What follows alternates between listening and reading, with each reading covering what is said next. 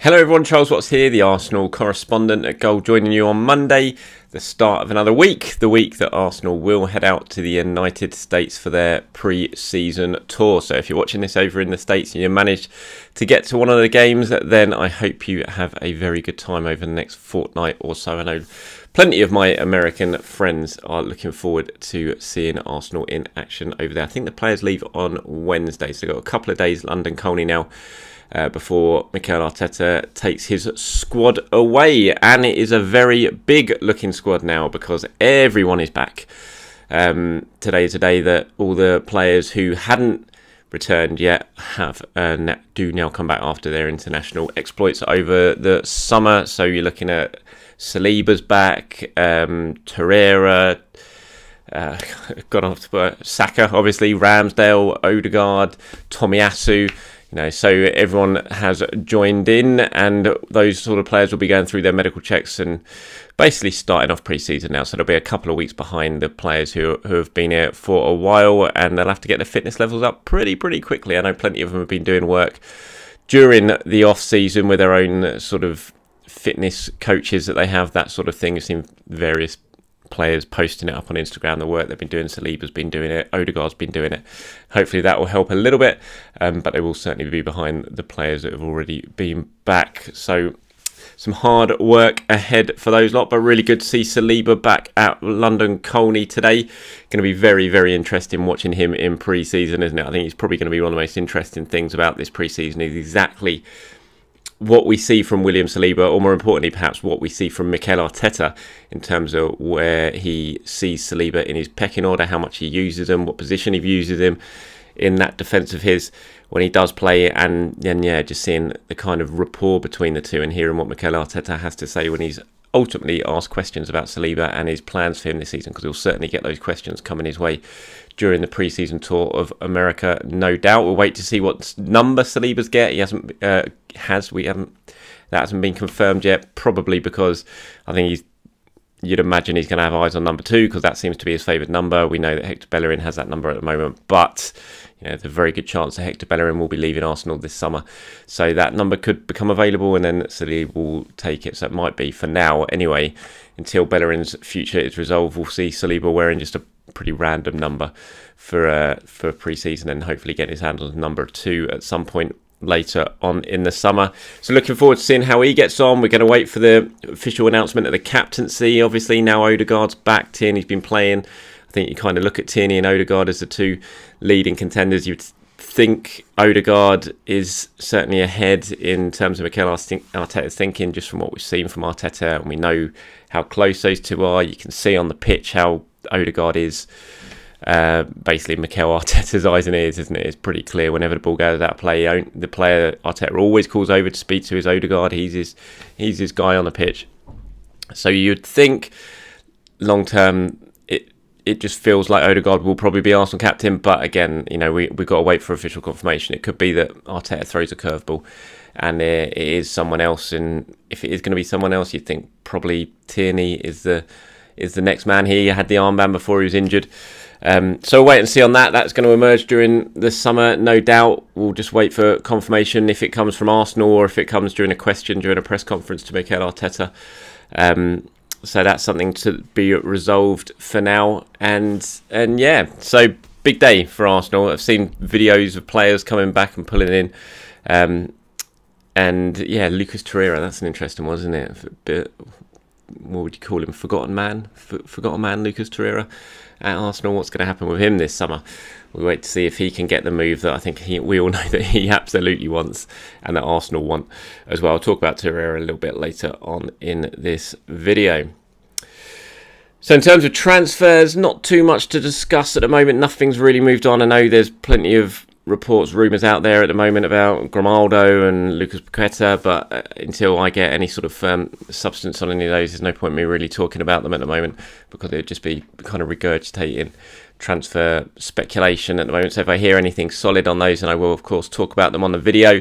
Raphinha, that looks like that saga is beginning to edge towards a close now, with Barcelona seemingly about to get their man. Again, we have to wait for confirmation of that, but it appears that Barcelona are edging towards getting him anyway, and they've somehow found various loose change down the side of the sofa, whatever it is that Barcelona managed to do to find their money, which they always somehow manage to do.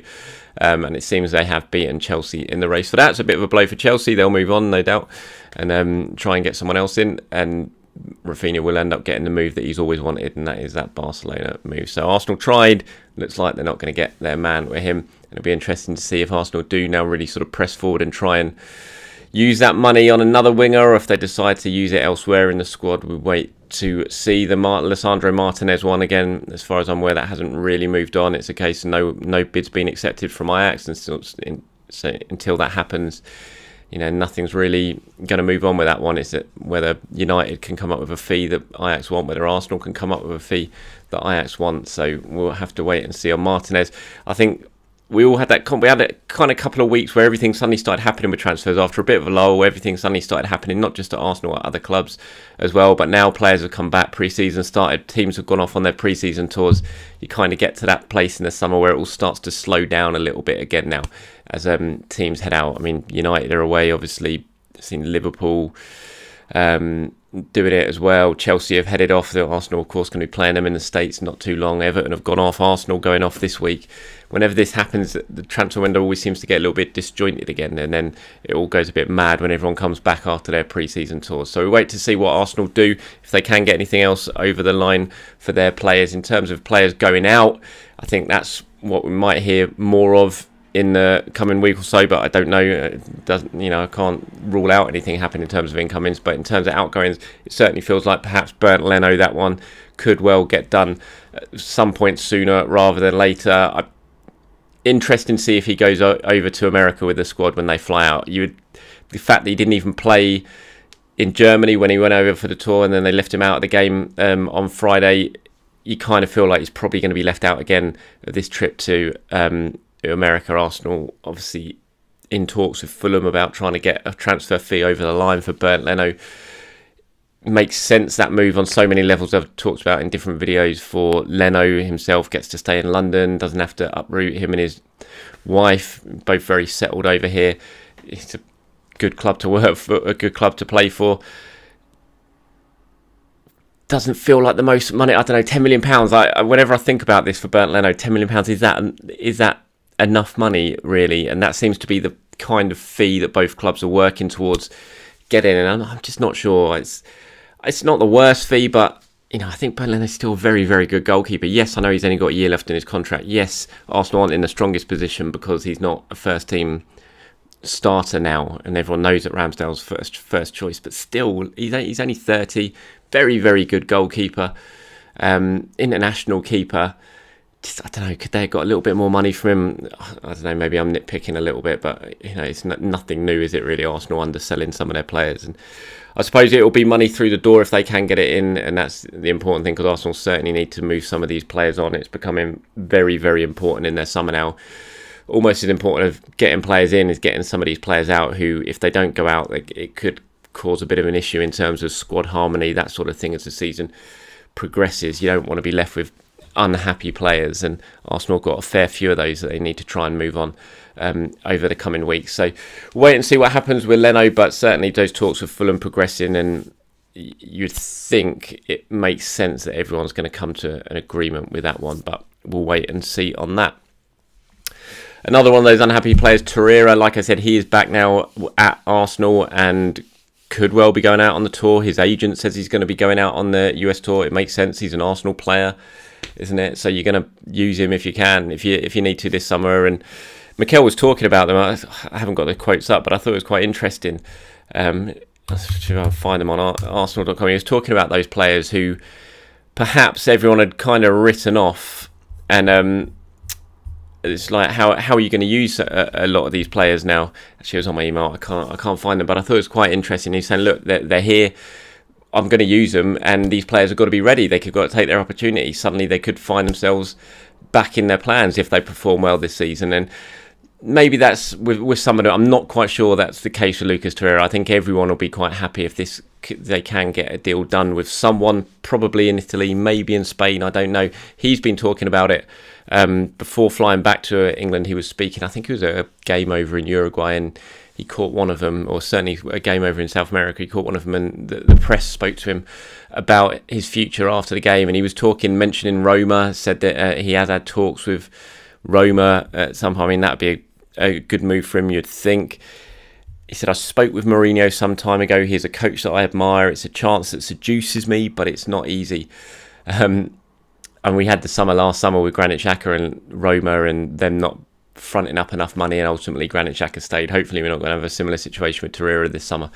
But when you look at how Torreira played for Fiorentina